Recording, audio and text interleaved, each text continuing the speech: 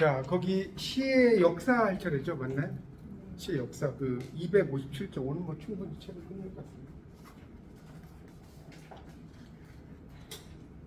257쪽을 보세요. 시의 역사. 이 역사라는 게 이제 영어로 히스토리라고 하잖아요. 이건 뭐 볼 수는 없죠. 근데 그 참고로 하나 알려드리면 히스토리가 왜 히스토리냐면 혹시 아세요? 왜 역사를 히스토리라고 하는지? 남자 히스. 그런 의미가 아니고 물론 이 히스가 남자는 여기서 그런 뜻이 아니라 히스 스토리, 히스 스토리 세 번째. 히스는 뭐냐면 하나님의 이제 물론 이제 하느님이라고 하죠. 뭐 둘 다 맞는 거죠. 기독교에서 하나님, 천국에서 하느님이니까 하나님의 이야기란 뜻이에요. 거기서 S가 하나 떨어져요. 상식을 알아주세요. 뭐 이제 시험에 나오진 않는데 원래 공부는 시험에 안 나오는 게 더 재밌는 거예요. 자 됐죠? 그래서 히스토리고 하여튼 시에 대한 역사적인 개관인데 자 볼까요? 동서양을 막론하고 근대 이전까지 시는 제가 이걸 여러 번 말씀드렸죠. 이게 이렇게 쓰라고 했잖아요. 그래서 이 절사자라고 하는 것의 의미는 뭐다? 이게 이제 풍경소리. 절에가면 풍경소리 다 아시죠? 그 풍경소리가 이 음악이 되잖아요. 그래서 이렇게 되는 거예요. 그러니까 시는 무슨 성이 있다? 앞에서 배웠잖아요. 음악성이 있다. 시가 음악성이 있다는 거예요. 이 절사자가 그런 의미로 이렇게 쓰입니다. 그래서 이 동서양을 막론하고 근대 이전까지 시는 문학을 대표하는 장르였다. 이건 아시겠죠? 왜 그러냐면 예전에는 소설이라는 개념이 없었어요. 소설이라는 개념이 없었습니다. 아예. 소설이라는 것은 근대에 나오는 거예요. 맞죠? 그럼 소설이 나불이라고 하는 게 왜 나불냐면 새롭다는 뜻이에요. 새롭다, 뉴의 뜻입니다. 그래서 이 소설, 그러니까 옛날에 그 뭡니까 호메로스의 일리아드와 오디세이는 소설이 우리가 올 때 소사시잖아요. 소설인데 그냥 시라고 하는 거예요. 맞죠? 그 소설이라는 개념이 없었기 때문에 이해가십니까? 그러니까 시라는 개념이 정말 오래됐다. 일단 그걸 알아야 돼요. 그래서 시는 그러니까 할 얘기가 많아지고 아리스토텔레스의 시학이라고 이야기하잖아요. 이 아리스토텔레스가 말하는 시학은 시가 아니에요. 여러분 시학이니까 시에 대한 뭐 학문 이런 뜻이 아니고 시라고 하는 것 자체가 문이라고 이렇게 한자 쓸 때 문에 대한 학문, 문학 전반이에요. 그러니까 시학에 보면 뭐가 나오냐면 그 희곡 같은 것도 나와요. 비극 이해가세요? 아리스토텔레스의 시학에 보면 비극이 나온다. 비극에서 뭘 느낀다? 그걸 보는 사람이 동정과 문학에 비웃쳤는데 연민을 느낀다. 기억 안 나요? 비극을 보면서 문학에 나와요. 그것을 보는 독자들이 뭐와 뭘 느낀다?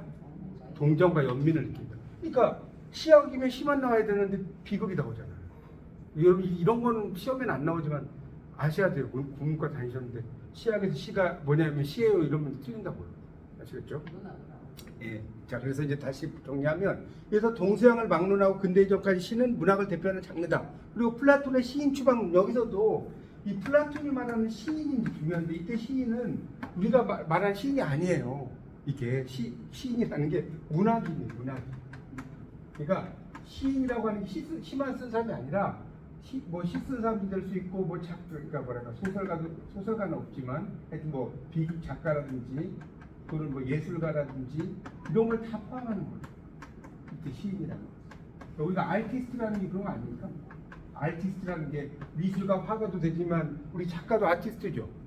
맞지 않나요? 시 쓴 사람도 예술가 이 언어를 가지고 예술하기 때문에 그래서 이 문학인 예술가는 추방해야 된다. 왜 추방해야 되는지 다 알죠? 우리의 그 머릿속에 있는 지식을 그걸 글로 옮겼다는 거예요. 그러니까 그 의자 이야기잖아요. 의자. 문학에 의해 보면 의자 나오지 않나요? 의자가 있는데 우리 인간의 머릿속에 있는 의자를 아무리 생각해서 의자를 제작을 해도 이거 이제 목수가 제작을 해도 이거는 뭐냐?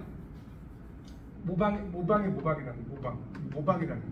맞죠? 근데 이 목수가 제작한 의자를 인간이 글을 써. 이해가죠? 그러니까 작가, 이제 시인이나 이런 사람이 글을 써. 그러면 이건 뭐냐? 모방의 제모방이에요. 복사의 제복사라고 하고 모방의 제목은 같은 말이에요. 이거 이제 다른 말은 복사의 제복사라고 해요.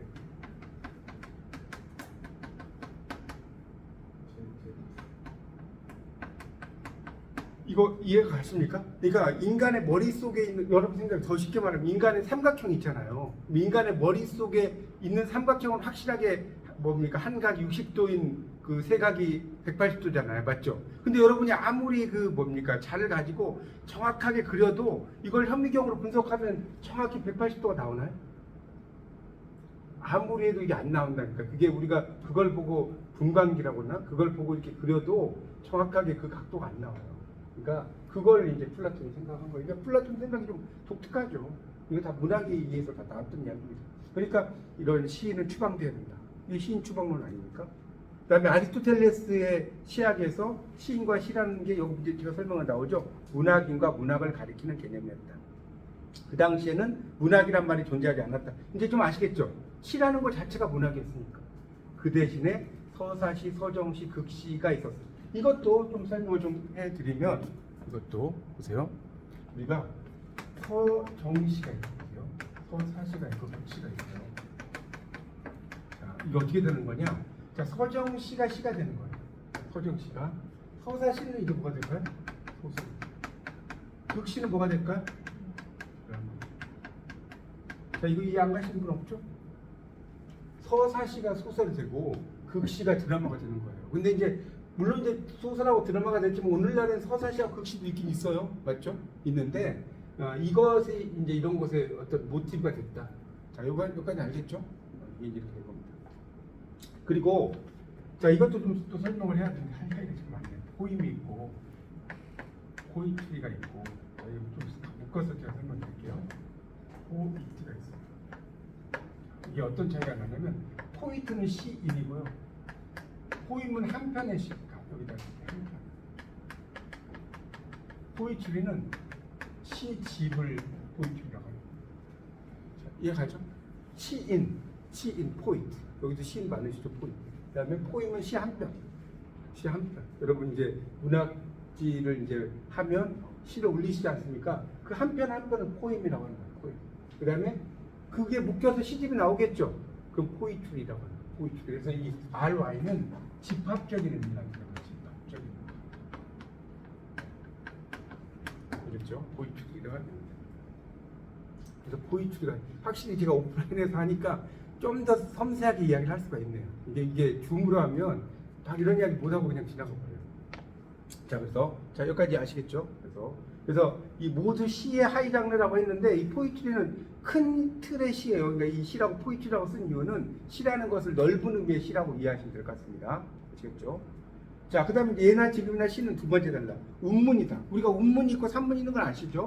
산문이 이제 소설이라든가 수필 같은 걸 산문이라고 하는 거고요. 운문은 시 같은 거예요. 시를 운문이라고 합니다. 물론 시도 산문시가 있어요. 맞죠?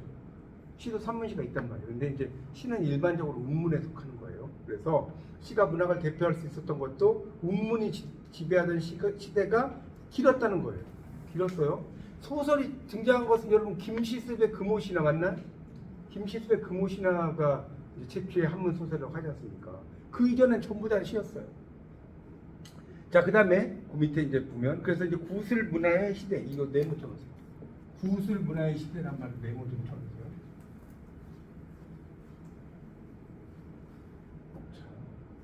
구술이라 이걸 좀 한자로 써야겠죠. 구술.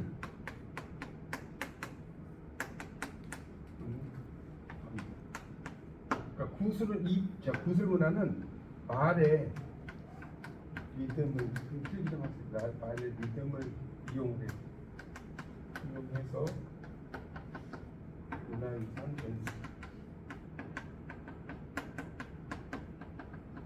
자, 이거를 구술 문화라고 하는 거예요. 구술 문화. 우리 문화라는 것은 여러분 이것도 상식으로 원래 컬처잖아요. 컬처. 근데 원래 컬처가 왜 문화냐면 이 컬티베이트에서 나온 거예요. 컬티베이트가 뭐죠? 경작하는.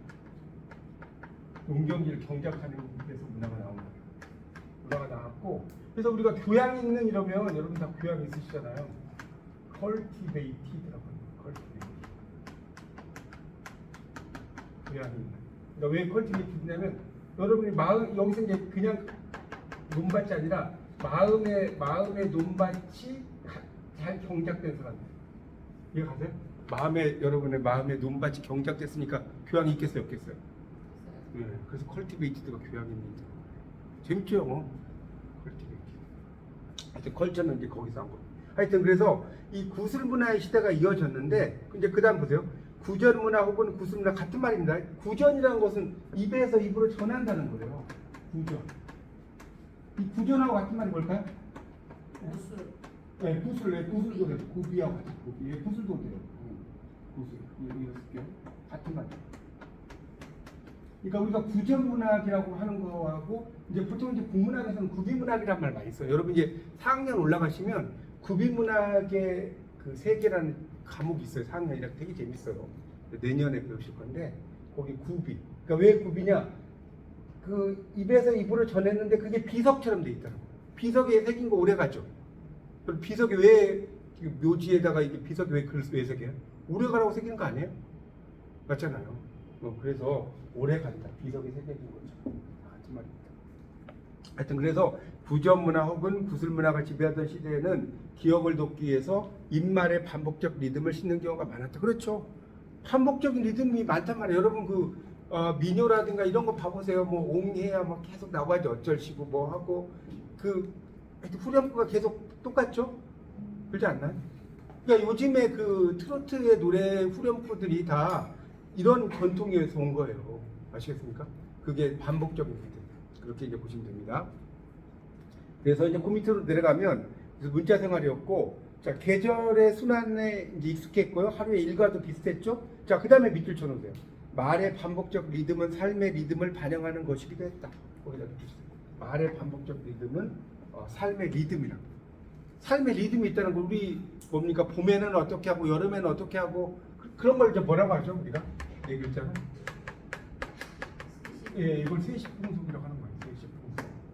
봄에는 뭐 하고 여름에는 뭐 하고 이해가십니까? 가을에는 어떻게 추수하고 봄에는 씨앗 뿌리고 이런 게 다 세시풍속이잖아요. 그러니까 춘분 있고 추분 있고 뭐 이런 거 아닙니까? 소환 있고 대안 있고 이런 게. 저는 그걸 이야기합니다. 그러니까 말의 리듬은 삶의 리듬을 반영하는 것이다. 당연한 이야기죠. 그래서 문자 사용을 지배계급이 독점했던 시대에 문자로 기록했어요. 그런데 이제 익숙하지 않았다는 거예요. 그 처음에 그래서 구비문학이라고 하는 것이 나오는 거예요. 그러니까 우리가 구비문학이라고 하는 것이 나온다고. 자, 그럼 여러분 구비문학은 영어로 뭐라고 할까요? 구비문학. 일단 문학은 리터러처죠. 리터러처는 아시죠? 그 정도는 아시죠? 뭐 지금 문법 시간 아니니까 뭐 구비문학 뭐라고 할까요? 혹시? 구두로 하는 거. 여러분, 자, 구두 시험을 무슨 테스트라고 하죠? 구두 시험. 시험 볼 때 입으로 이제 물어보는 시험. 오랄 테스트라고. 이런 말 안 들어보셨어요? 네, 오럴 테스트라고 하잖아요. 그래서 구비문학을 오럴 리터러처라고 합니다. 오늘 2챕터만 해야 되기 때문에 제가 아주 자세히 나가는 거 있어요. 자, 구비문학 지금 257쪽 보고 있습니다. 257쪽에 어디냐면 두 번째 단락의 그 밑에서 한 5째 줄 정도 올라와서 보세요. 그래서 이제 이 문자 사용을 지배계급이 독점했던 당시의 사람들이 문자로 하는데 익숙하지 않았단 말이에요. 아시겠죠? 그래서 이제 문자 대신에 기억하기 쉬운 말의 리듬을 사용해서 익숙게 됐다. 그러니까 우리가 구비문학 하면 뭘까요? 구비문학에 뭐가 있어요? 신화, 전설. 이제 4학년 때 배우실 거예요. 민담 있고 무가가 있어요. 무가. 그다음에 민요 뭐 수수께끼. 여러분 이제 4학년 때 배우시면 수수께끼도 다 배워요. 재담 등등등 뭐 다 이야기하는 것도 없고요. 이런 것들이 전부 다 뭐에 들어가냐면 구비문학에 들어가요. 아시겠죠? 그러니까 이 판소리 같은 것도 당연히 판소리 빼먹었네. 판소리도 당연히 구비문학이에요. 옛날에는 그런 뭐 종이나 적는 게 없어요. 그냥 아시겠죠? 어쩌고 저쩌고 하면 그냥 따라서 하는 거예요. 그래서 그 뭡니까 5마당 이런 거 할 때 하나에 5시간씩 걸리는 거 알죠? 한 마당 그 뭡니까 춘향가 이거 완판 부르려면 5시간 걸려요. 자, 그렇게 됩니다. 자, 그래서 이제 그런 것이었다는 걸 설명을 했고요. 이제 그 다음 단락 볼게요. 그래서 이제 이 이야기 좀 해야겠다. 그래서 구슬문화하고 민세문화가 있어요. 민세문화가 나왔으니까 뭐가 차이가 나느냐? 이 구슬문화라고 하는 것은 운문이에요. 운문의 시대고, 자 인세문화는 뭐겠어요? 자, 여기까지 이해갑니까? 인쇄가 된다는 것은 소설이라든가 뭐 예를 들면 이렇게 생각해 보세요. 태백산맥, 조정래 태백산맥, 이쪽 아리랑, 한강, 이거 다 소설이잖아요. 소설이 엄청나게 큰 것이 뭘로 된 거예요? 인쇄문화 때문에 이렇게 찍어져 나온다. 그거 생각하시면 돼요. 이거 이해 안 가시면. 자, 그래서 이제 인쇄술이 이제 보편화가 되면서 돌변했다. 신문, 잡지, 대중매체 확산, 문화의 보급, 뭐 이런 것들이 쭉 이야기가 나오고 있습니다. 그래서 이제 구조문화가 지배했던 시대는 입말이 중요했죠. 근데 인쇄물에서는 소리를 낼 필요가 없어요. 왜? 눈으로 보면 되니까. 그렇죠? 우리가 책을 읽을 때 낭독이 아니라 그냥 소리 안 내는 걸 뭐라고 하죠? 묵독을 하는. 묵독을 하잖아요. 그냥 보고 여러분도 댁에서 공부하실 때 뭐 읽지는 않잖아요. 잘 읽지는 않으시잖아요. 이런 것이 가는 겁니다. 그리고 청각적인 리듬의 중요성이 감소하고 그 대신에 시각적인 정독돼요. 기호 형식이 중요하겠다. 기호를 이제 많이 보게 된다는 거죠. 그러니까 운문의 시대가 저물고 여기까지 이해갔죠?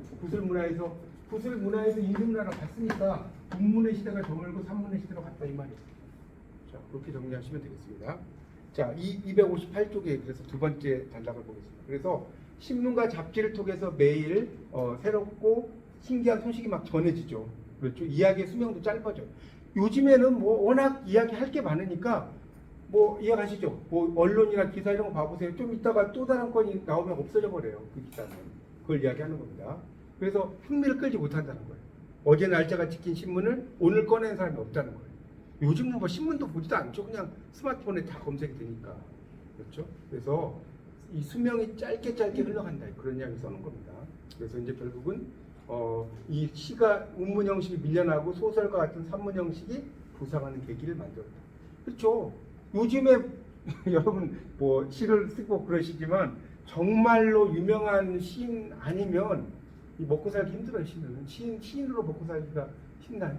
진짜 유명한 그 뭡니까 정윤종 시인이나 이런 분 섬 이런 거 있잖아요. 그런 거 쓰신 분이라든가 몇 분은 되게 시인으로서 유명하지만 그렇지 않으면 시인 해가지고 모르겠어요. 1년에 500이 뭐야 300도 못 벌걸요. 시만 써가지고 누가 이게 뭐 오히려 내가 돈 내고 시집 내고 이러잖아요. 근데 소설 같은 경우는 정말 잘만 써봐요. 그렇죠? 그 달라고트 꿈백화점 그런 거 보면 꿈 이야기 썼는데 막 한 300세 400세 막 이러잖아요. 그 인쇄가. 하여튼 그래서 이 인쇄 매체의 확산과 더불어서 급속도로 성장한 소설이 그 세 번째 단락이에요. 산문을 대표하는 장르가 되었다. 이거 이해가시죠? 뭐 조정래 뭐 등등등 여러 작가들 그래서 이제 뭐 그런 이문열 작가도 그렇고요. 그렇다는 겁니다. 그래서 소설가 희곡이 시와 운문의 늪에서 해방됐다. 그래서 김억은 그 아시죠? 누구의 스승이죠? 김소월의 스승입니다. 오산학교의 김소월의 스승 모르시면 써놓으세요. 그래서 원래 이제 김억은 게이오 축구대학 그 영문과를 나왔어요. 게이오 축구대학 일본에서. 여러분이 잘은 못 들어보셨을 텐데 그래도 게이오 축구대학이 일본에서 상당히 명문이라고 하더라고요. 그래서 하여튼 뭐 그런 와세다 대학 뭐 그 정도는 아니라도 상당히 명문에 들어간대요. 그래서 근대 문학의 초창기에 발생한 상황을 이제 이렇게 정리를 했는데 이렇게 이야기했다는 거예요. 버려놓은 가운데서 희곡시와 서사시와 같은 것은 영국의 약간의 시인을 제외하면 현대에는 없다고 해도 과언이 아닙니다. 희곡시와 서사시. 그러니까 희곡시라는 건 극시예요. 극시. 희곡시라는 아까 제가 설명했죠. 극시를 희곡시라고 해요. 같은 말입니다. 희곡시와 극시가. 그래서 이제 소설 그렇게 됐고요. 서사시는 소설 때문에 아까 이야기했죠. 서사시가 소설로 갔다고 그랬어요. 또 희곡시는 희곡 때문에 맞죠? 희곡시가 아까 드라마로 갔다고 했죠. 드라마를 희곡이라고 하잖아요. 맞죠? 드라마를 희곡이라고 하잖아요. 지위를 뺏겼다. 그래서 여기에서 시라고 하는 것은 서정시를 가르침입니다. 그러니까 요즘 말로 하면 가르침입니다. 이런 뜻이겠죠. 가르침이라고 썼죠. 옛날 말이니까 그런 이야기 써놓은 겁니다. 그러니까 그냥 서정시만 시라고 할 수도 있지만 그렇다고 해서 그게 또 다는 아니에요. 크게 또 보면 서정시가 시지만 또 세부적으로 보면 지금도 서사시도 있고 극시도 있습니다. 우리는 이제 서정시만 시의 전부라고 할 수 있지만 그건 아니다. 그렇게 이해하시면 될 것 같습니다. 그래서 이제 일반적으로 여기서 이야기한 거니까 이런 서정시가 시를 대표했다. 자, 밑에는 여러분 읽어보시고요. 259쪽으로 넘어가겠습니다. 자, 그래서 이제 첫 번째 줄, 시라는 단어는 문학 전체를 대표하는 명칭이 아니라 문학의 하위 장르를 가리키는 명칭으로 축소됐다. 이제 아시겠죠? 왜 그러냐면 아까 제가 시작할 때 말씀드렸잖아요. 뭐냐면 시라고 하는 것은 처음에는 뭐였다? 시라는 게 처음에는 문학이었다. 문학 전체. 그런데 나중에는 온리죠, 온리 시 이렇게 쓸게요. 시만 가리킨단 말이에요. 무슨 말 이해가죠? 처음에는 문학 전체를 아울렀는데 나중에는 온리 시란 말이에요. 시만 가리켰다. 그 이야기입니다. 그러니까 그 뭐랄까 범위가 좀 줄었다 이렇게 이해하시면 되지 않을까 싶습니다. 자, 그 다음에 그래서 이제 서정시를 여기 보면 셋째 줄 리릭이라고 하잖아요. 이게 서정시예요. 우리가 서사시는 뭐라고 하는지 아세요? 에픽이라고 해요. 서사시 뭐라고 한다? 에픽. 이 정도는 알아주세요. 여러분 국문학 전공하더라도 에픽 서사시, 리릭 서정시입니다. 자, 그래서 시가 서정시로 축소가 되면서 문학이라는 명칭이 이제 시의 자리를 대신 차지한 시대에 낭만주의가 번성이 됐어요. 그러니까 이 낭만주의 하면 이제 우리가 로맨티시즘이라고 하는 거예요. 낭만주의 영어로 뭐라고 한다? 로맨티시즘. 그래서 제가 전에 이야기했죠. 너는 이 시대, 그는 이 시대의 진정한 로맨티스트야. 맞았다, 틀렸다? 틀렸다. 이런 말이 없다. 뭐가 맞다? 로맨티시스트라고. 여러분 로맨티스트라고 많이 쓰죠? 이렇게 쓰면 안 돼요. 영어에 이런 말이 없어요. 왜냐면 로맨티시즘이잖아요. 그러니까 로맨티시스트가 상식을 안 쓰세요. 아셨죠? 로맨티스트 그냥 한국에서는 써도 되는데 영어적으로는 로맨티스트란 말이 없습니다. 로맨티시스트지. 네, 로맨티시스트. 자, 그래서 다시 낭만주의 시대로 갔는데, 그러니까 이 낭만주의 시대가 이제 특히 영국에서는 워즈워드 여러분 아시죠? 워즈워드가 대표적인 낭만주의 시인인 거예요. 워즈워드, 키츠, 셸리 이런 아주 유명한 시인들이 등장하게 됩니다. 그래서 거기 이제 나오죠. 문학은 천재적 영감의 산물이고 문학은 이는 위대한 존재가 되었다 이런 이야기. 문학이라는 게 특히 낭만주의 이 부분은 영문학을 좀 알아야지 하는 이야기들이 많아서 제가 좀 더 이야기하겠습니다. 이 낭만주의에서 저희는 영문학을 했기 때문에 19세기 영시 뭐 이런 걸로 한 학기를 배워야 해요. 과목을 다 배웠어요. 그래서 이제 거기에 아까 이야기했던 누구라고 했어요? 워즈워드. 그다음에 셸리, 존 키츠. 그다음에 사뮤엘 테일러 콜리지가 있어요. 콜리지 들어보셨어요? 콜리지가 여기 있어요. 이 낭만주의 시인 중에 아주 대표적인. 그래서 이 콜리지라는 사람이 뭘로 유명하냐면 뭘로 유명하다? 상상력으로 유명한 거예요. 이매지네이션. 왜 콜리지가 상상력으로 유명하냐면 이 콜리지는 시를 쓰기 전에 어떻게 했냐? 이 사람 참 재밌는 거예요. 아편을 복용해요. 우리 같으면 대막 조법으로 이제 잡혀가겠지만 그 당시에 그런 게 없었어요. 아편을 복용을 해가지고 이 머리맡에다가 항상 펜을 갖다 놔요. 머리맡에 펜을 딱 놓고 아편을 복용하고 이제 누워서 있으면 꿈을 꾸겠어요, 안 꾸겠어요? 꾸죠. 꿈을 꿀 거 아닙니까? 그렇죠. 그런 꿈을 막 꾸고 나서 깨어가지고서 그게 뭐가 되냐? 그게 악마죠. 아주 유명해요. 그래서 그 쿠블라이 칸 이런 시라든가 또는 노스부의 노래 이런 것들이 다 어떤 것이다? 아편 복용하고 쓴 시. 아편을 복용. 근데 이런 시를 저희 다 읽어봤거든요. 정말 스케일이 커요. 한번 나중에 여러분이 쿠빌라이 칸이라든가 쿠빌라이 칸, 노스부의 노래 이런 거 읽어보시면 엄청나게 이 사람이 정말 좀 몽롱한 상태에 썼구나라는 걸 알 수가 있어요.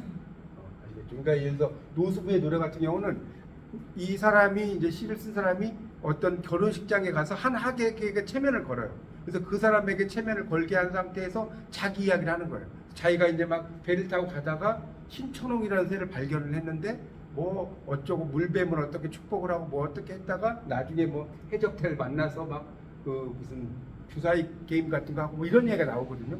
상당히 막 여러 가지 인간의 원죄 의식이라든가 이런 것들이 잘 들어있는 시가 악마시다. 그래서 악마시는 뭐다? 상상력이고, 또 하나는 셸리가 또 어떤 걸 하냐면 서풍에 붙이는 노래가 있어요.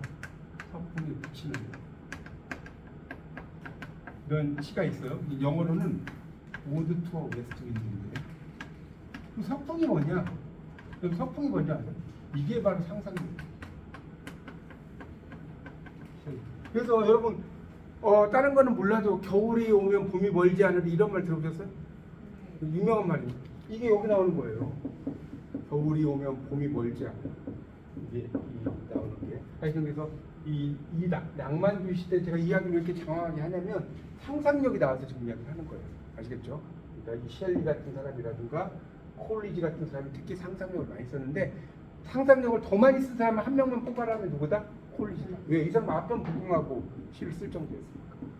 그런 이야기입니다. 그래서 지금 이 문학이 천재적 영감의 산물이고 뭐 이런 이야기 쓴 겁니다. 그래서 낭만시가, 그러니까 낭만주의 시대의 문학은,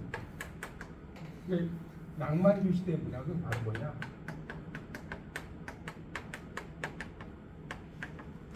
상상력의 거점이다. 상상력의 거점. 거점이 뭔지 아시겠죠? 이 딱 주둔하는 뭐 이런 거. 이렇게 이야기할 수 있어요. 낭만주의 시대의 문학은 뭐다? 상상력의 거점. 뭐 어렵지 않죠? 지금 제가 이야기를 해드렸으니까 이렇게 생각하시면 됩니다.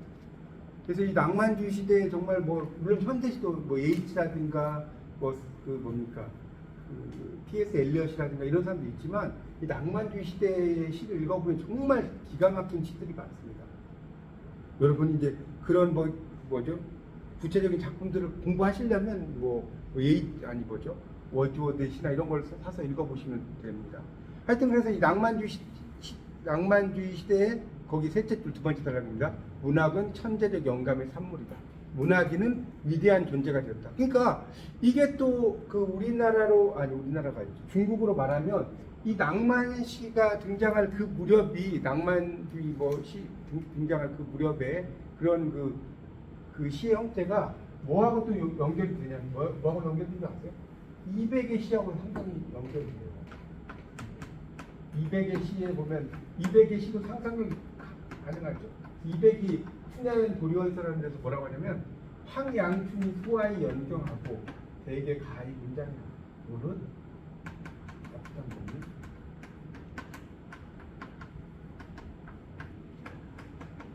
어지간히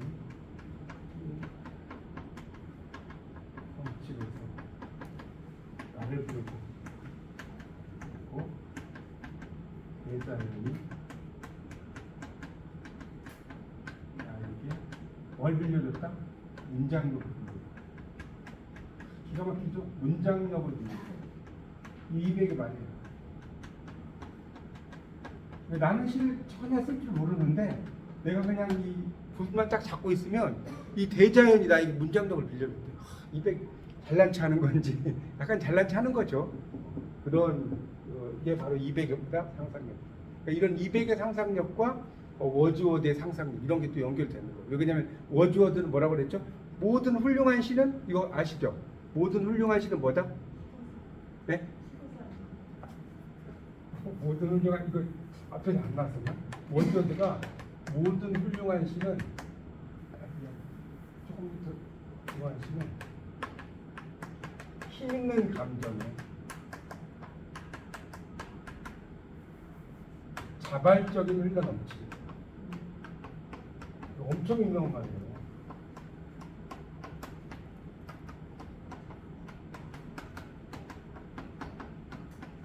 그러니까 시라고 하는 것은 뭐가 영향을 준다? 뮤스가 나에게 영향을 준다. 뮤스는 뭐냐? 음악의 신도 되고요, 시의 신도 돼요. 이해하십니까? 뮤스라는 게 있어요.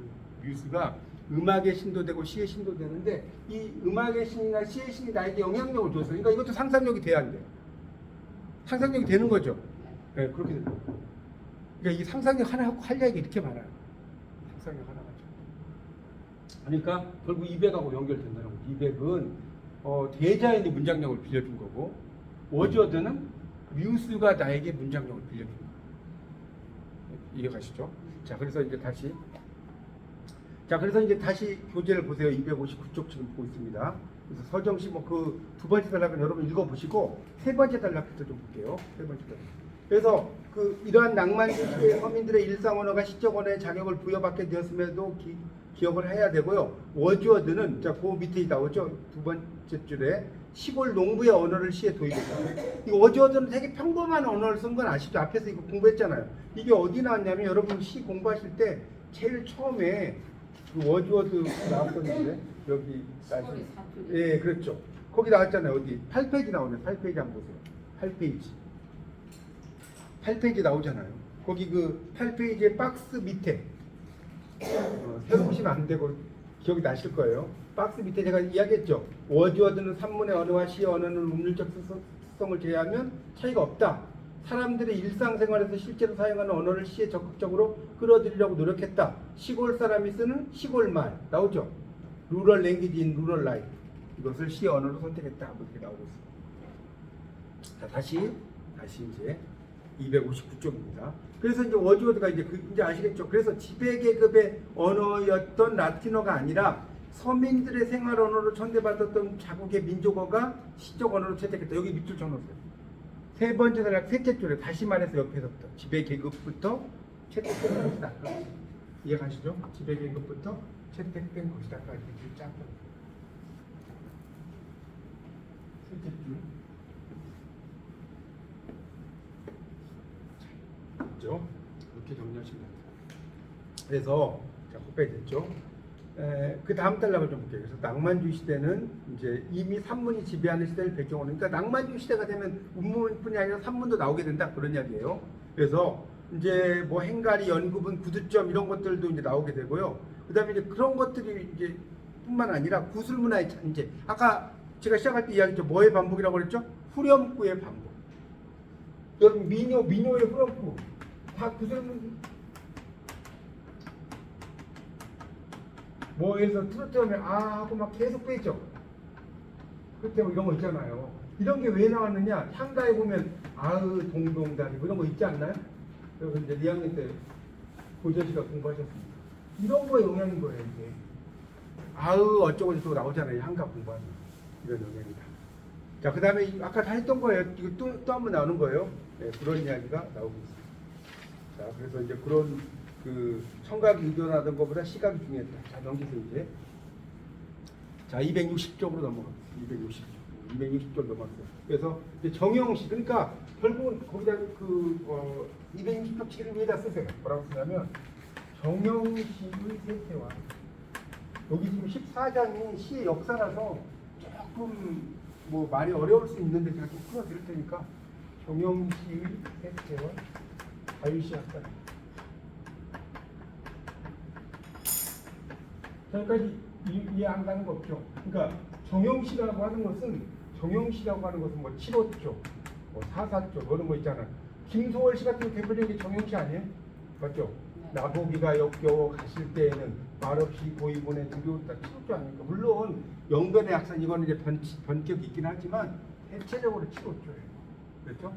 이런 것들이 상당히, 또는 김업 같은 경우는 밤이 도다 봄이 도다 밤마도 애달픈데 봄만 또 서러운데, 그러니까 이럴 때는 뭐예요? 거의 사사조가 됩니다.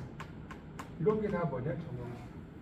자, 이게 없어지고 이제 자유시로 가는 거예요. 그러니까 막 이런 거 그 운율을 안 따지고 쓰는 그걸 자유시라고 하죠. 맞죠? 그렇게 이야기가 됩니다. 자, 그래서 다시 260쪽을 보시면 정형시는 하나의 문화를 전체가 공유하자고 했던 공동체 문화 맞죠? 정형시는 공동체 문화였어요. 공유하는 거니까. 근데 산문시대, 개인의 사적 감정의 자유로운 표현을 중시하는 낭만주의 시대에는 정형시가 어울리지 않았다는 거예요. 그렇죠? 그래서 이제 낭만주의 정도로 가면 이런 정형시를 막 뚫고 나가려고 한다는 거예요. 그러니까 시조 같은 경우도 정형시인 거 아시죠? 3장 6구 뭐 사음보 이렇게 나오는 거 다 이런 시조도 다 정형시였어요. 근데 물론 이제 지금도 현대 시조가 있기는 하지만 뭐 시조는 뭐 그렇게 그러니까 시에서 메인은 아니에요. 그렇죠? 메인 어떤 스트림이라고 볼 수는 없다는 거예요. 근데 근대에서는 하여튼 막 이렇게 그 틀에 얽매이는 걸 싫어한단 말이에요. 그래서 자유주의로 갔다 그런 이야기 떠는 거고. 자, 그 다음 달라. 260쪽 두 번째 달라. 그래서 낭만주의는 근대시의 성장에서 결정적인 변화를 이끌었던 아까 설명했죠. 정신적 거점이었다.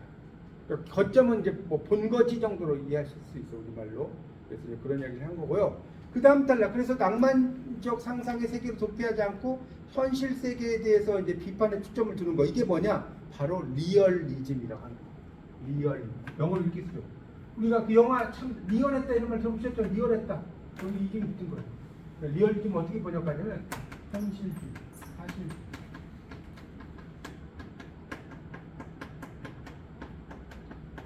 뭐 다 같은 말은 보통 사실주의라는 말 많이 쓰는데 우리말로 번역하면 리얼리즘이 등장합니다. 그러니까 리얼리즘은 이제 조금 더 부연 설명한다면 짧은 서정시에 현실을 재현하기 위한 리얼리즘이라는 건 어떻게 되는 거냐? 짧은 서정시 뭘 도입한다? 현실을 도입한다. 현실을 재현하기 위한.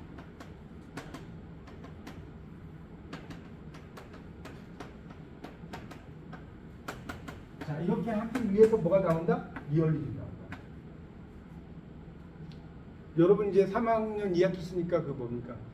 근현대 문학사 공부하실 때 누가 나오냐면 여기 나오죠. 우리 오빠와 하루 나오는 요 시가 바로 이마의 시거든요. 이마. 우리 그래서 이마를 좀 들어보셨나요? 조금 예. 이마가 등장해요. 이제 아마 좀 더 자세히 나와요. 이제 여러분이 그냥 들어보셨으면 아마 이름만 이렇게 잠깐 보셨을 텐데 이제 좀 더 자세히 나올 거예요. 그게 바로 리얼리즘입니다. 아시겠죠? 근데 이것도 이제 좀 복잡하게 되는 게 이 공부라는 게 하면 할수록 어려워요. 깊어져요. 자, 리얼리즘이 여기 소셜을 붙어버려요. 소셜 리얼리즘. 이게 뭔지 아세요? 소셜 리얼리즘. 사회의 뭐 사실주의 뭐 이런 뜻이잖아요. 우리말로 하면 이게 바로 이게 공산주의를 말해요. 그걸 다른 말로 소셜 리얼리즘이라고 합니다. 영어로. 물론 이제 공산주의하면 커뮤니즘이란 말 이제 일반적으로 쓰는 커뮤니즘이란 말을 쓰지만 문학에서는 이 소셜 리얼리즘이란 말을 훨씬 더 많이 씁니다. 아시겠죠? 커뮤니즘 이거는 뭐 디마크라시의 반대라는 의미지만 소셜 리얼리즘이란 말 나오면 아 이게 공산주의구나 이렇게 알아두세요. 자 다시 그래서 이제 그래서 이마가 나왔는데 그 이마의 실도 뭐라고 하느냐? 이마의 실도 뭐라고 하느냐? 뭐라고 하는지 아세요? 5글자.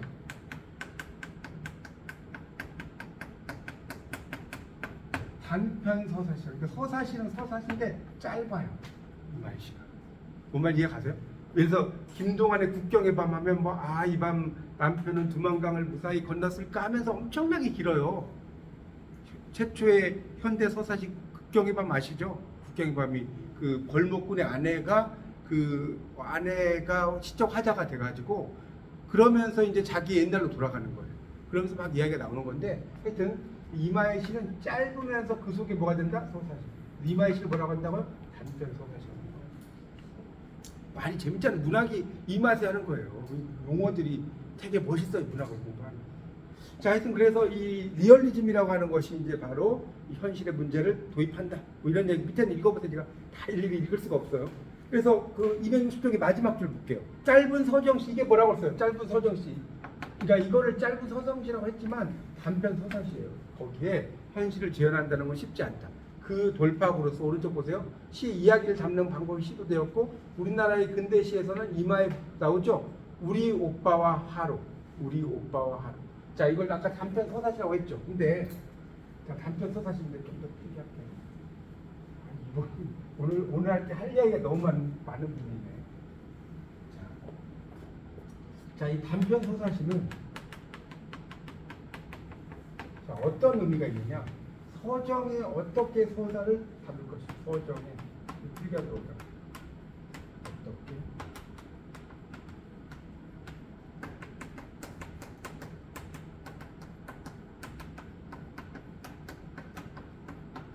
자, 이게 이제 중심이에요. 그러니까 서정이 좀 신하는 거는 서정. 근데 거기에 서사라는 건 공부했죠. 시간의 흐름이 나오는 거예요. 어떻게 서사를 담을 것인가? 자, 이게 나오는 것이 바로 우리 오빠와 하루다. 우리 오빠 하루다. 그 밑에 좀 설명이 나오니까 이제 읽어보면 나와요. 볼게요. 자, 두 번째 줄 그 261쪽을 좀 보겠습니다. 261쪽에 두 번째 줄. 261쪽에 두 번째. 제가 이걸 녹화를 하니까 50분 되면 쉴게요. 괜찮죠? 이게 지금 한 40분 정도 됐으니까 10분만 더. 그래서 그 우리 오빠 하루는 보세요. 이마의 이 작품 둘째 줄부터 볼게요. 노동운동을 하다가 경찰에 체포되어 감옥에 갇힌 오빠에게 여동생이 보내는 편지 형식을 빌려 썼다. 나오죠? 감옥에 갇힌 오빠에게 보내는 편지라는 상황 자체가 이미 당시의 현실을 배경으로 하고 있다. 또 감옥에 갇히기 전에 오빠의 행적과 체포되는 순간의 장면, 그리고 오빠가 감옥에 갇힌 후 남매의 삶이 시 속에 순차적으로 이야기하듯 제시되어 있다. 이마의 작품에는 당대 비평가 김기진이 아까 제가 설명했죠. 단편 소사시를 붙였어요. 이게 제가 만든 게 아니라 실제로 이게 유명한 비평가가 붙여놨어요. 단편 소사시라고. 또 시의 이야기 형식을 도입했다. 자, 이제 좀 감이 오시죠? 그러니까 시의 이야기 형식을 도입했다는 의미가 서정이 어떻게 서사가 이야기라고 그랬죠. 이야기라는 게 시간의 흐름 아닙니까? 스토리라는 게. 여러분 뭐 소설을 공부하셨지만 그 이야기예요. 그래서 영향을 줬고 이제 연결이 돼요. 아, 그러니까 백석의 여승, 제가 막 열심히 그때 강의했었잖아요. 그 백석의 여승이 단편 서사시의 그런 전통을 따르고 있다는 거예요. 아주 짧지만 거기에 엄청난 그 이야기들이 녹아 있어요. 이 여승이라는 시는. 또 유용하게 낡은 집이라는 것도 털보네 아저씨의 이야기를 통해서 우리 민족 전체의 비극을 나타낸다고 그랬죠. 그래서 그런 걸 뭐라고 그랬죠? 여러분 이제 아시는지 기억나시죠? 이걸 바로 다시 한번 부끄럽게요. 까먹으시죠. 이걸 마이크로코스미라고 합니다. 마이크로코스미란 말도 알아두셔야 돼요. 여러분 국문학과를 난 공부 다니니까 영어를 전혀 알 필요 없어. 절대 안 그래요. 여러분이 영어 문법은 몰라도 돼요. 영어 국문과니까. 근데 이런 용어들을 아셔야 돼요. 마이크로코스미. 호주는 뭐냐면 이문열에 자 뭐가 있죠? 우리들의 일그러진 영. 우리들의 일그러진 영. 유명한 영화 됐지 않습니까? 거기 반장이 누구였죠? 엄석대죠. 반장이 엄석대 아니에요? 근데 얘가 뭡니까? 반장인데 결국 이 엄석대 이게 학교가요? 학교. 그래 엄석대. 이게 뭘 이야기하려고 이문열이 학교 이야기하려는 게 전혀 아니에요. 독재를 이야기하려고 하는 거예요. 이거 알고 계셨나요? 독재를 이야기하는 거예요. 근데 독재를 직접적으로 이야기하면 재미가 없잖아. 그러니까 학교라는 것이 바로 정치판이고 엄석대가 독재자가 그 엄석대한테 정말 막 다 그냥 막 그 뭐죠? 깜빡 죽죠 막 애들이. 그 나오잖아요. 그래서 이게 바로 마이크로코스입니다. 그러니까 작은 것을 이야기해서 큰 것을 이야기하는 거. 그러니까 이 털보네 아저씨의 비극을 통해서 우리 민족 전체 비극을 이야기할 거 아닙니까? 그러니까 이게 소주가 돼야 안 돼. 됐죠? 그래서 마이크로코스미라고 하는 거예요. 아주 다양한 용어들 많이 배우고 계세요. 그래서 이런 것들이 이제 리얼리즘으로 간다. 그러고요. 자, 그 다음에 한 5분만 더 하겠습니다. 이 서정시가 근대시 지배적인 형식으로 간주될 무렵 영국과 미국에서는 시에서 감정을 배제하고자 하는 게 일어났어요.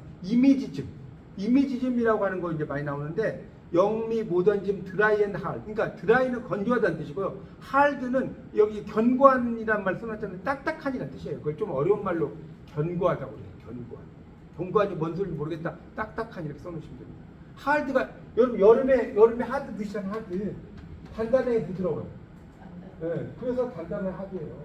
그리고 하드가 열심히 스타디 하드만 있는 게 아니에요.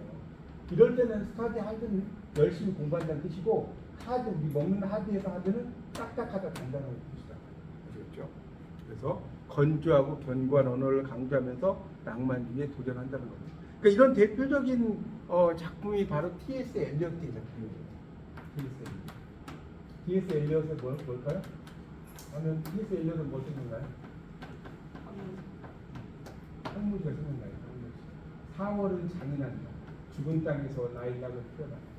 이 말이죠.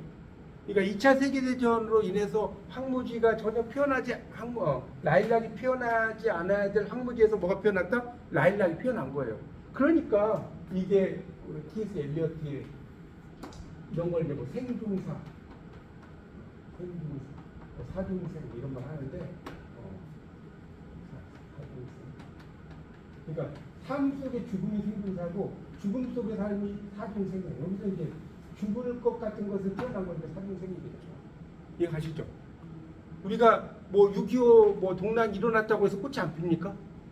이해가십니까? 막 포탄 날라와도 라일락은 핀다는 거예요.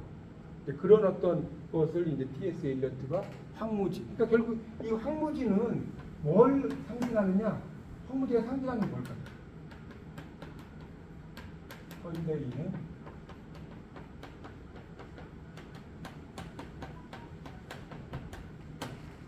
메마른 인간성을 황무지라고 한 거예요. 실제 황무지를 의미한 게 아니에요. T.S. 엘리어트가 말하는 것은 이걸 통해서 현대인의 근데 여기 뭐죠? 이 T.S. 엘리어트가 박사예요. 박사 이분이 문학 박사인데 여기에 보면 막 한 40개국 언어가 나와요. 이 언어가 막 뭐 그냥 한두 개 언어가 나오는 게 아니라 인도부터 시작해갖고 그러니까 이 T.S. 엘리어트 황무지가 무진장 어려워요. 그러니까 우리 말로 된 것도 어렵고 원문으로 막 된 거 스와힐리어 막 베라벨 언어들이 막 다 등장했고요 안에. 하여튼 그래서 다시 이제 봅시다. 그래서 이제 이런 견고한 언어를 강조하면서 낭만주의에 도전하고 달콤한 슬픔, 스윗 서로를 지배적 정서로 삼은 낭만주의적 서정시를 부정하면서 이제 감각적 이미지로 표현했다. 그래서 서정시보다는 시, 서정시는 리릭이잖아요. 감정을 노래하는. 그러니까 시가 포임이니까 포임은 뭐 꼭 서정시만 의미하는 건 아니잖아요. 그래서 이제 서정시로부터 좀 뭡니까 독립시키려고 했다. 그런 이야기를 하고 있습니다. 자, 좀만 더 보죠. 그래서 모더니즘 시인들은 역설적이면서도 주관적인 감정을 배제해요. 모더니즘은 현대주의라는 뜻이 우리말로 모던에다가 IS 있는 게 붙어요. 모던니즘. 우리말로 번역은 뭐다? 현대주의. 그러니까 모더니즘으로 나오는 거예요. 현대주의. 그러니까 모더니즘 하면 이제 여러분이 대표적인 게 H, 아까 여기 H. 아일랜드 출신의 시인 H 있죠? 이니스프리 호도 이런 거 쓴 사람. 그다음에 T.S. 뭐 말고도 엄청나게 많은 작가들이 있습니다. 여러분이 뭐다 아실 필요는 없고 뭐 영문학 수업은 아니니까. 그러니까 대표적인 H나 T.S. 엘리어트 정도는 알아두셔야 돼요. 알겠죠? 현대 시인 중에. 그래서 이런 사람들이 이제 등장을 하게 되는 거예요. 그래서 특히 이제 T.S. 엘리어트 같은 경우는 감정으로부터의 도피다. T.S. 엘리어트는 약간 시가 어려워요. H 시보다. 물론 H 시도 쉽진 않아요. 근데 T.S. 엘리어트 시가 무진장 어려워요. 감정으로부터의 도피라고 이야기해요. 내 감정을 있는 그대로 다 드러내는 게 아니라 H 같은 경우는 나는 이제 이니스프리라는 섬에 가가지고 거기서 뭐 과일 키우고 살겠다 뭐 이런 거 아니에요? 이니스프리의 호도라는 시 아시죠? 모르시나요? 모르시면 한번 인터넷 찾아보세요. 이니스프리의 호도라는 게 뭐냐면 호수에 있는 섬, 호도. 호수자의 섬도 호수 알잖아요. 호수에 있는 섬이라고 해요. 호도. 그러니까 내가 이니스프리에 있는 호수에 있는 섬에 가서 거기서 뭐 과일도 가꾸고 살겠다 뭐 이런 이야기예요. 일종의. 다 이야기를 하면 길어지는데. 그래서 그런 것은 되게 뻔하잖아요. 근데 T.S. 엘리어트의 시들은 그렇게 뻔하게 쓰는 게 아니라 상당히 어렵게 써요. 내용 자체가. 그래서 감정이 좀 드러나지 않는 이런 것들이 많습니다. 하여튼 넘어가겠습니다. 그래서 모더니즘 시들이 이제 그런 걸 이야기하고요. 그래서 이미지라는 것들도 이제 많이 등장을 하는데 이미지가 이제 현대 이미지즘에서는 회화적이라고 그랬죠. 회화적. 청각적이 아니고 뭐 그런 이야기 써놓은 거고요. 그 다음에 이제 또 동양에서는 그 밑에 간결한 언어로 전달할 수 있는 게 중국의 한시와 일본의 하이쿠인데 하이쿠는 두 줄로 된 시예요. 맞죠? 하이쿠는 두 줄로 된 시가 하이쿠. 그러니까 여러분 제가 그때 이야기 분명히 했는데 하이쿠에서 하이쿠는 두 줄로 된 시.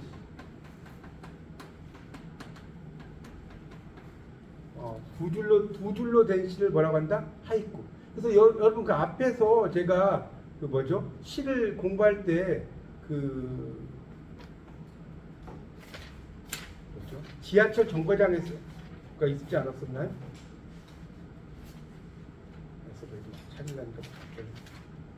여기 네즈라 파운드에 134쪽 다시 한번 해보세요. 134쪽. 요게 바로 하이쿠를 모방한 거예요. 여기 두 줄이죠. 원래 에즈라 파운드가 이걸 쓸 때 이 두 줄을 쓴 게 아니라 확실히 기억이 안 나는데 한 20줄 정도 썼을 거예요. 칠을 원래. 그러다가 줄여서 딱 두 줄을 쓴 거예요. 근데 이거 엄청나게 유명한 시예요. 에즈라 파운드의 지하철 정거장소가 엄청나게 유명한 시라고. 그래서 하여튼 이런 게보다 하이쿠를 이제 가지고 온 것이다라고 보시면 되겠고, 제가 이제 한시의 성경 후정은 좀 이따가 설명드리도록 하겠습니다.